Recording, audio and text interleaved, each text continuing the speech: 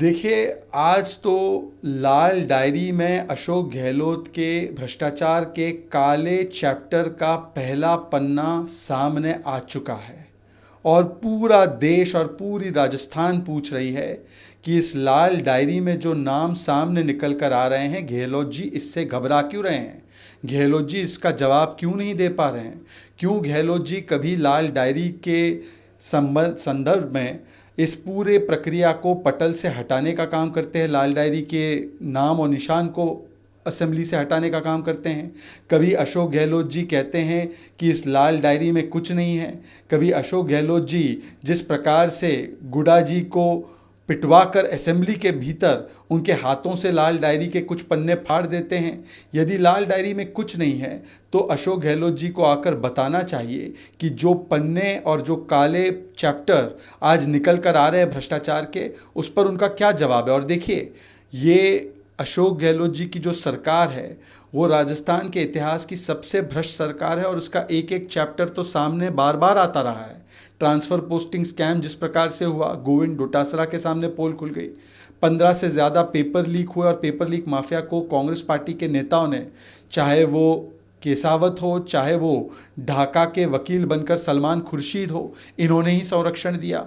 चाहे वो illegal mining mafia हो, उसको भी संरक्षण देने का काम कांग्रेस कर रही है, ये भरत सिंह विधायक ने कहा है। तो भ्रष्टाचार के जो बड़े बड़े काले चैप्टर है वो इस लाल डायरी से बाहर आ रहे हैं और राजस्थान की जनता कह रही है कि अब नहीं चलेगी भ्रष्टाचार की दुकान, नहीं सहेगा राजस्थान, अब नहीं होगा महिलाओं का अपमान, नहीं सहेगा राजस्थान, बंद करो दलितों का उत्पीड़न और अपमान, अब नहीं सहेगा राजस्थान। इसलिए जब जमीन पर लोग राजस्थान सरकार और गहलोत जी के खिलाफ उतर रहे हैं तो गहलोत जी लाल डायरी पर तो जवाब नहीं देते हैं, पर वो लाल लाल गुस्से में होकर किस प्रकार से लाठीचार्ज करवाते हैं, किस प्रकार से बर्बरता से पिटवाते हैं, उसका भी प्रमाण सामने आ चुका है।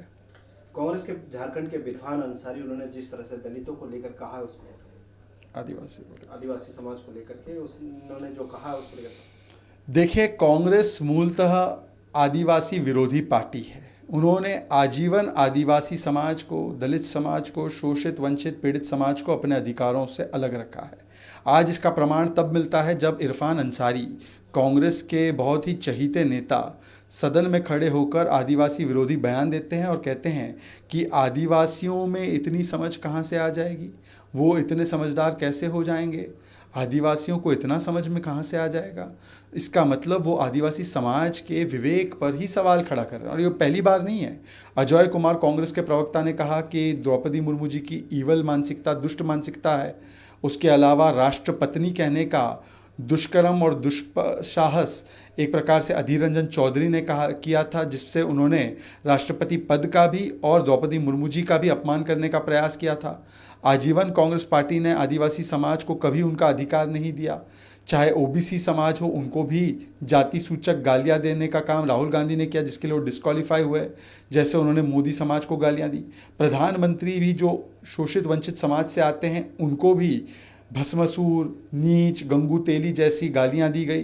तो चाहे वो ओबीसी समाज हो, चाहे वो एससी एसटी समाज हो, हमेशा कांग्रेस पार्टी ने इनके खिलाफ एक मानसिकता अपनाई है और इसी मानसिकता और प्रवृत्ति के चलते आज इरफान अंसारी ने जो बात की है, आज राहुल गांधी को बताना चाहिए। वैसे तो दलितों के, आदिवासियों की बात करते हैं, सबसे ज़्यादा उत्पीड़न के मामले राजस्थान में होते हैं।